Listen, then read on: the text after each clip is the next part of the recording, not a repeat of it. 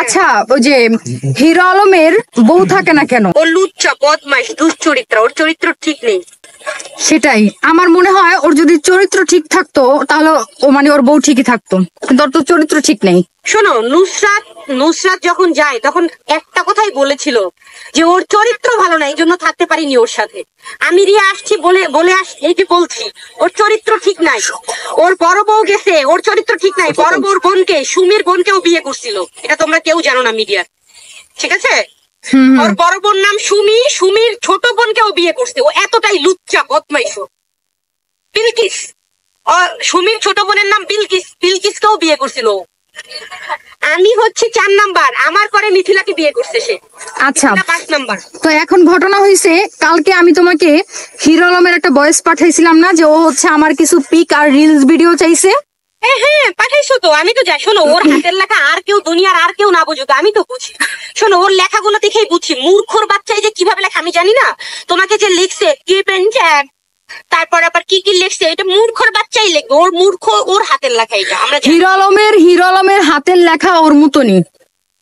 হ্যাঁ, ও মূর্খর বাচ্চা, ওভাবেই লেখে, এটা আমরা জানি। কাজ করবা গিভেন টেক। এখন হিরো আলম আমাকে বলতিছে রিয়ামনির সাথে যোগ দিয়া, রিয়ামনির সাথে তাল মিলাইয়া তুমি হচ্ছে এগুলা করতেছো, আমার পিছনে রিয়ামনি তোমাকে লাগাই দিছে। ভাই, রিয়ামনি কেন আমাকে লাগাই দিবে? আমি কি এই যে বাংলাদেশের যত মেয়েদেরকে ও নোংরা কুপ্রস্তাব দেয় তা আমি সবাইকে লাগাই দিছি? মিথিলা, আচ্ছা শোনো, একটা কথা তোমরা বুঝো না কেন?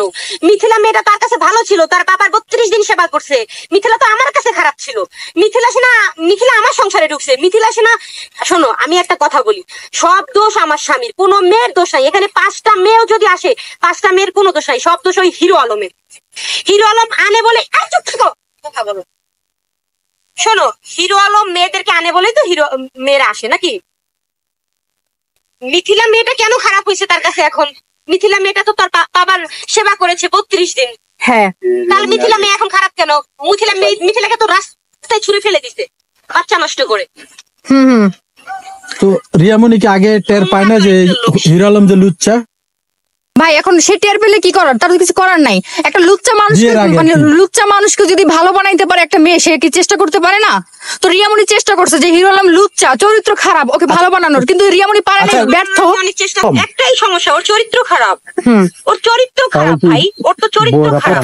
বেশি কিনা? এই যে আপনারা উল্টাপাল্টা প্রশ্ন করেন কেন? হ্যাঁ, বলছি না চরিত্র তো ঘটনা হয়েছে ভাই, বললাম তো, মেয়ে মানুষ ওইগুলো ফলো করে না। এক নারী না ভাই, তাকে যদি আপনি 100 নারীও দেন, সে আসক্ত হবে না। তার চরিত্র খারাপ, সে একটা দুশ্চরিত্র লোক। তার মা বোন নাই, সে সবার দিকে কুনজর দেয়। দেখছেন, সবার দিকে কুনজর দেয়। তাকে যদি আপনি 100 কোটি মেয়াইনাও দেন, আমার মনে হয় না যে হিরো আলমের চরিত্র ভালো হবে। কোনোদিনও সম্ভব না, অসম্ভব ভালো হবে না। তার চরিত্র এতটাই জঘন্য। আচ্ছা ঠিক আছে, তাহলে কল কাছি। হ্যাঁ, আমি তোমাকে ফোন দিব না রাতে গিয়ে। ওকে, আল্লাহ হাফেজ।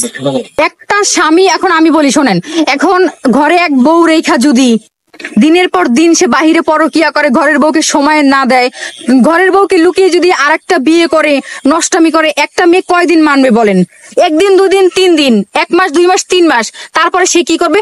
বাধ্য হইয়া সে নিজে সরে আসবে। এটাই হয়েছে। কারণ হিরো আলমের কথা আমি কাউকে ছাড়বো না।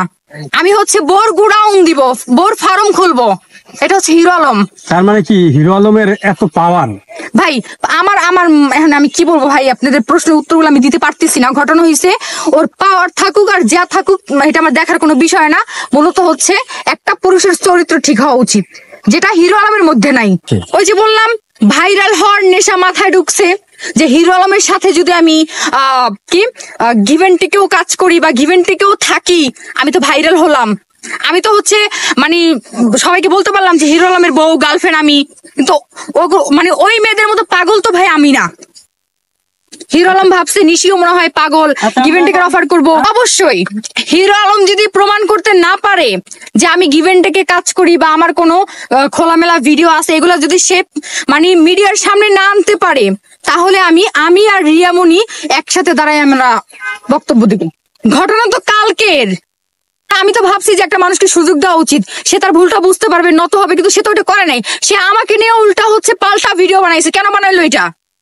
আচ্ছা আচ্ছা, তার মানে এখন আপনার মাথায় সে আগে থ্রেট করছে, এখন আমার কথা মানুষকে সুযোগ দিতে হয়। আমি ভাবছি যে হিরো আলম হয়তো বা মানে নত শিকার হবে বা ভুল বুঝবে, কিন্তু সে না, সে ভাই শুধরানোও তো মানুষ না। সে ভাবছে যে সবার মতো মনে হয় আমি চাই যে হিরো আলম প্রমাণ নিয়ে আমার সামনে আসুক, প্রমাণ নিয়ে আমার সামনে কথা বলুক। তার মানে আপনি বলতে চাচ্ছেন হিরো আলমের রুচি দুর্ভিক্ষ আছে নাকি? ভাই হিরো আলমের রুচির কথা আমি কি বলবো, দুর্ভিক্ষ তো 100% আছে। অবশ্যই সিনিয়র পারসন যারা আছেন, অবশ্যই যারা হচ্ছে সিনিয়র, যারা হচ্ছে ভালো অভিনয় করে, তারা হচ্ছে নিয়মিত কাজ করতে পারে না। কেন পারে না? এই যে কিছু কিছু লোকের জন্য। কারণ কিছু কিছু মেয়ে আছে গিভ এন্ড টেক দিয়ে কাজ করে, ওরা হচ্ছে গিভ এন্ড টেক সহকারে কাজে নেয়, ভালো মেয়েদেরকে কাজে নিতে চায় না। ভাই খারাপ হয়ে কিভাবে আসবে, খারাপ হয়ে কিভাবে আসবে? এখন মূলত হয়েছে একজন যদি কাজের অফার করে, বলে যে অমুকের সাথে তোমাকে আমি অভিনয় করাবো, তো ঘটনা হয়েছে তোমাকে গিভ এন্ড টেক দিতে হবে, তো মেয়েটা কি করে বাধ্য হয়ে রাজি হবে? মানে বাধ্য করানো হয়, কোনো মেয়ে ইচ্ছা করে গিভ এন্ড টেকে রাজি হয় না। যেমন এই যে হিরো আলম আমাকে কালকে বাধ্য করছে। আমি যদি বোকা থাকতাম, তাহলে তো মনে করেন মিডিয়া যদি নতুন থাকতাম, হয়তো বা ওর ফান্দে আমিও পা দিতাম, কিন্তু আমি তো মিডিয়াতে নতুন না। আমি হিরো আলমকে বলবো যে হিরো আলম যে বললো আমার হচ্ছে খোলামেলা ভিডিও আছে, আমি গিভ এন্ড টেক দিয়ে মিডিয়াতে কাজ করি, ও আমাকে কুপ্রস্তাব দেয় নাই, ও আমাকে গিভ এন্ড টেকের অফার দেয় নাই। আমি বলবো হিরো আলম তুমি মিডিয়ার সামনে প্রমাণ নিয়ে আমাকে নিয়ে মুখোমুখি দাঁড়ায় কথা বলো। না আসলে আমি আইনের সাহায্য নিব, অবশ্যই নিব।